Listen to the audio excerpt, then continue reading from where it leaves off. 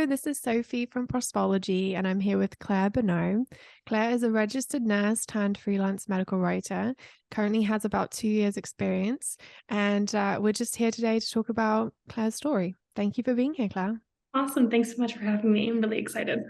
Yeah, so we kind of crossed paths because I noticed that you're currently working for one of the companies that I used to work with a lot when I was first freelancing. And so I thought that was pretty cool because it's a pretty small agency and you do work directly with the CEO and some of the account directors. And I just think it says something about a person when they can insert themselves into a small team and become integral to the way things operate. So I guess let's start with that. How did that opportunity come about, and what made you decide to go into more of a full-time role or take on more hours with one particular company? Totally. Yeah, no, it kind of feels like it kind of like stumbled into it, kind of not fully, because I've had a lot of things set up in the way that to get me that position, but I was doing freelancing full time at the time. So I had my website up as well as a profile on a common freelancing service called Upwork.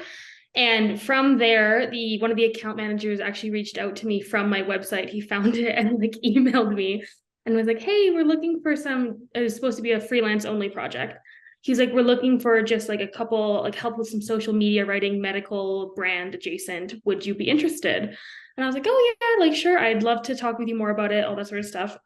And through working together, we got along really well. He was lovely. And he was like, "Oh, hey, just so you know, like we are also hiring full time for a medical writer. Like, are you interested?" And at the time, I had been working full time freelance for over a year, and I was doing really well and really enjoying it. But I was like, "Ooh, like because I had never worked like in a like professional, like non-freelance writing position. I only had nursing credits on my resume." And I was like, "Ooh, like having like a medical writer title would also be really nice." And I had had such a good experience working with them too. So I was like, you know what? Yeah, like I'll do the interview and just see. Like I wasn't like super worried about it either way. And they ended up being just the most lovely people. As you know, you worked with them, they're fantastic. And yeah, I got the job. I started in early February of 2022. So I've been with them for almost a year now, just under a year, and I've been really enjoying it. So they've been really supportive.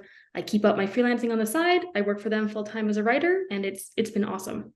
That's so good. And I'm guessing they were understanding about the fact that you wanted to keep working with other clients and have other things, other strings to your bow. Yes, exactly. And that was something I talked about in the interview process because like I have clients that I really care about, and I was like, I'm not abandoning them for this, as wonderful as Hmm. this opportunity is. And the CEO and every account manager who I talked to about it was like, "Oh no, of course, like keep that up as long as you know like you're able to juggle both and like there's not time issues, which there isn't, then we are totally fine with that." So it's been wonderful. Honestly, it's been really great.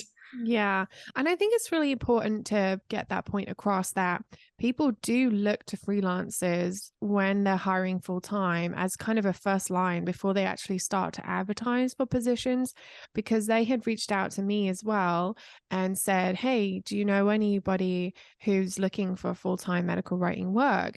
Because they knew that I wasn't interested in that. I was always making that very clear. But if I ever was, it would have been with them because they were really great. And I think, yeah, I just think it speaks a lot to how important networking is and how the people you know and the people you recommend mean so much more than anything you could have on your resume or any prior experience that you might have. Oh, totally. For sure. Hmm. So, what was that transition from nursing to freelance medical writing like for you? Yeah, that's a great question. It was kind of twofold in that I had a really positive example of freelancing success from my partner. He's not a writer, he does video editing, and so he was doing that pretty successfully right out of university. So when I was kind of like finishing school and then starting my nursing career, which was very very like intense hours, like having to commute, all these sort of things, and he was at home making great money and able to build his own schedule, I was like, wait a minute, this is good. So having a positive example that it's possible was a huge thing for me. And then secondarily to that, like nursing is a wonderful and very rewarding area to work in, but I graduated in 2019 and then immediately got thrown into some very intense training to become an OR nurse, so an operating room nurse. which I thought I was going to love because I did my preceptorship in that and I really liked it. But as it turns out, as I went through it, I did not love it. It just became like a lot. So I noticed myself feeling very like stressed and very like I wasn't responding as well to it as I thought I was going to. So I kind of tried to pivot from that to a different type of nursing, which also didn't go very well. And so it's kind of this thing of like, I'm trapped with this degree that like when you're in nursing school, they tell you like you can do anything you want with a nursing degree. It's so helpful, meaning you can do any type of nursing with your nursing degree. But I was quickly realizing I didn't want to be a nurse. And I was like, uh-oh, I have pigeonholed myself with felt like I had pigeoned myself with that training. So that was kind of how I needed to be a little creative with how I was going to tackle that problem. And thankfully, like that's kind of how I stumbled or learned into medical writing as an option. I was like, this is perfect because it's a niche. I like writing and it's something I can explore. So that's kind of, yeah, with the positive reinforcement of my partner and not liking my job, it kind of came together to, that's how I found out that I could be a medical writer, or that's how I started at least. That makes a lot of sense. And I definitely share that same experience of working in hospital, having done this very specialized training. For me, it was to be a dietitian, and then suddenly finding myself hating it and being like, crap, I've just blocked myself into this, you know, box that I can't get out of. And it really did feel like a dead end until I discovered medical writing. And it was suddenly like all these doors started opening, and it really is just such a fantastic thing to do.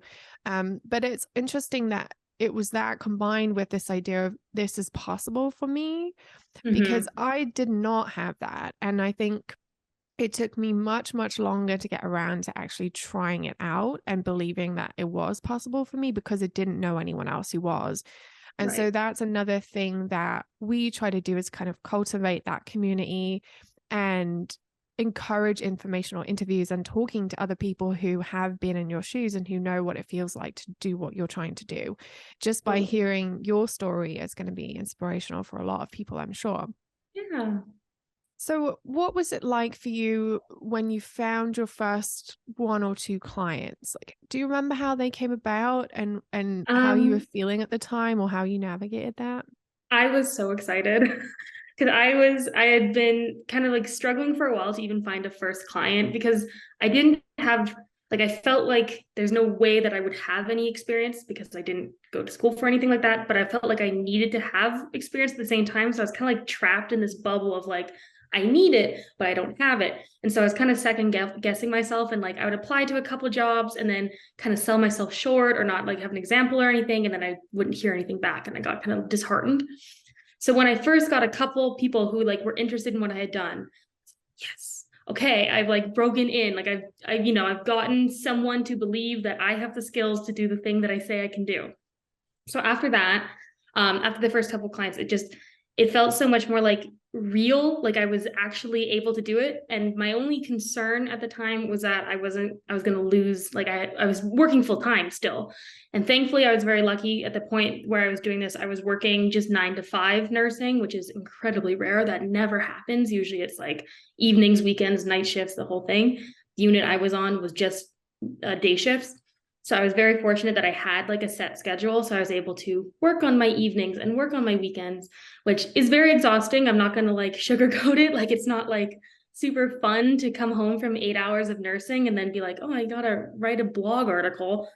But at the same time, it was like essential for me to be doing that at the time because I wanted it out so badly. So I didn't mind doing the little extra bit of work just to build up, and then I could feel more comfortable. Like down the line, I was actually able to leave nursing completely. I no longer do nursing at all. I'm just a medical writer. So a little bit of sacrifice in the short term helped me build my skills, get my confidence, get the like credentials.